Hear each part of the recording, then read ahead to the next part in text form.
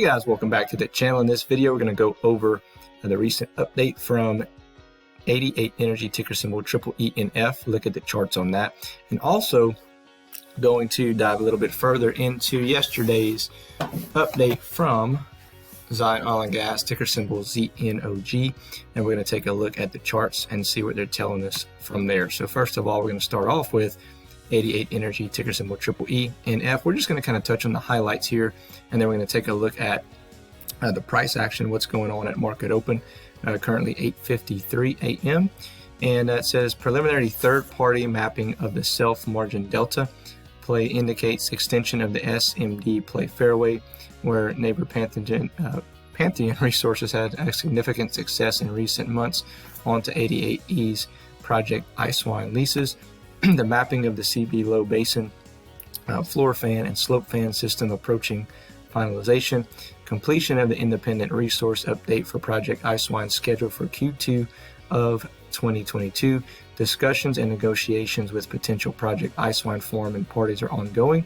Development of forward work program to assess the potential of the SMD, SFS, and BFF play fairways of the Project Icewine acreage is progressing. So this is an update about Project Icewine, okay, and the BFF and FSD and SMD, FSS, I'm sorry, this is what we're saying here, the shelf margin delta, the basin floor plan, and the approaching, the slope fan system. So this is going to be fully linked in the description below if you want to read through and take a look at this entire update. I'm not going to read through the whole thing. It's about 2 or 3 pages long.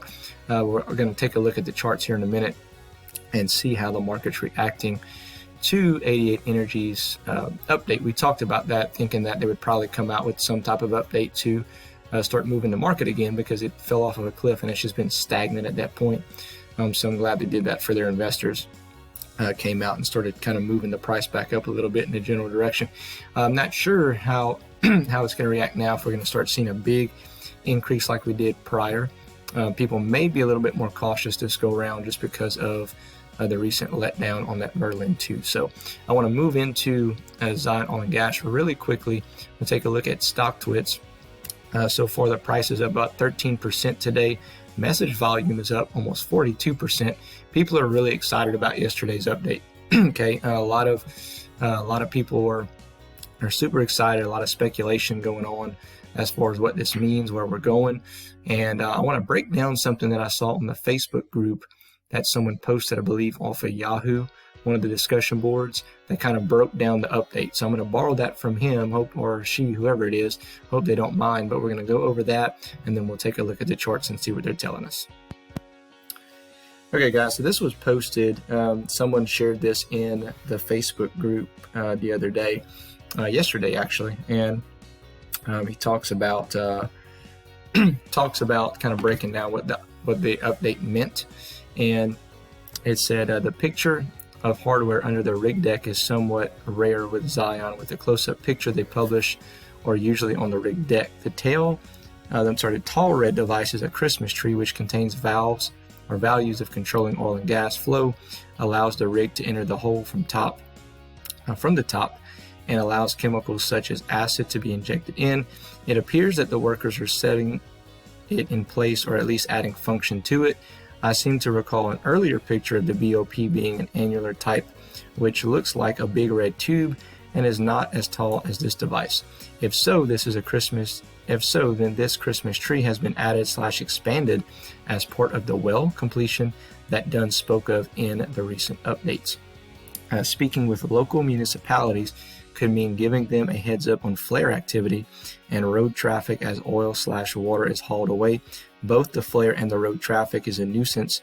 In my oil patch, it's common for the trucks to damage roads, and the operator needs to be prepared to upgrade and repair them. And it says 3, I've never looked forward to meeting with my supervisory committee unless there was good news to talk about.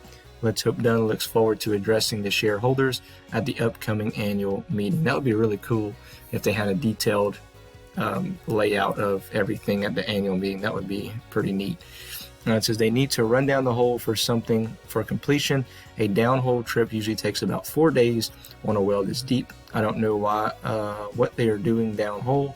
The linear and casing are probably already set, so the operation could take about half of a week to several weeks depending on what they're doing. And let me see if I can zoom out just a little. It says Zion did not speak of completion taking place on the MJ1. So it's encouraging that we have moved beyond the result of the MJ1, but still no guarantees of the MJ2. So hope the guy that shared this does not mind. This is from someone from the ZNOG Facebook group. I appreciate you sharing that. So I just pulled that in case people possibly people who aren't in the Facebook group did not see this. And I'm not going to go over every single article that they shared. I want to go over this one here. So if you want to see the full thing, go ahead and join the Facebook group.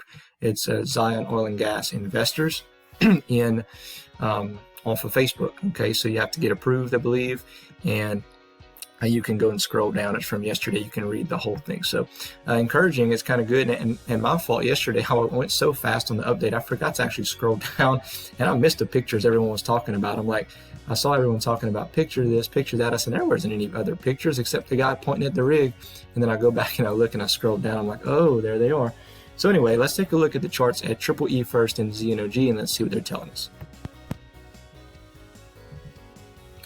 All right, guys, so taking a look at the charts of EEENF, and we see we've got a buy signal, or we did have a buy signal, little green candle, still undervalued, not a whole lot of volume. So that's the name of the game there. Unless we get some volume, like I said, we could just continue to trade sideways or pop our head up and pull right back down and retest that low of 0.0065. So it's remained to be seen on how the market will react. Again, I think people may be a little bit more cautious this go round of of their announcements and things like that, because the last one was a pretty big letdown. Looking at ZNOG, have a pretty big buy signal here, got as high as almost 13.5 cents, a little over that, and volume is picking up here on the 4 hour, and we're kind of heading in the right direction. But we want to make sure that we get above about 16 cents and hold. That would be healthy for us. If we get up there and we get rejected, probably going to come back down around these levels again sometime next week, unless they come out with an update. Okay, so good thing is we do have well, actually, let me redraw the levels really quickly just to make sure I got the most accurate reading. So we have 0.0982 is our overall floor. See if I can get there here. Easy does it. One more. There it is. And then the ceiling is 38 cents. Might not be exactly, pretty close. So yeah, it's still about the same. So we got to get above about 16 cents and hold in order to confirm a reversal. But looks like people are very excited about the update. Looks like some good things, but at this point, again, it's still kind of just speculation until they come out for sure and say it. But it looks like all the things are starting to line up. So we, who knows? Next week we could see it run up off of anticipation, and maybe kind of retest that 20-25 cent mark. That would be something pretty neat to see. But again, unless they have updates consistently coming out, then eventually it's going to fizzle out and kind of come down. But hopefully this is the start of something good to where we can keep it going and get some momentum and start moving this thing in the right direction. So that's all I got for you this time, guys. Have a great weekend. Other than that, we'll catch you in the next one.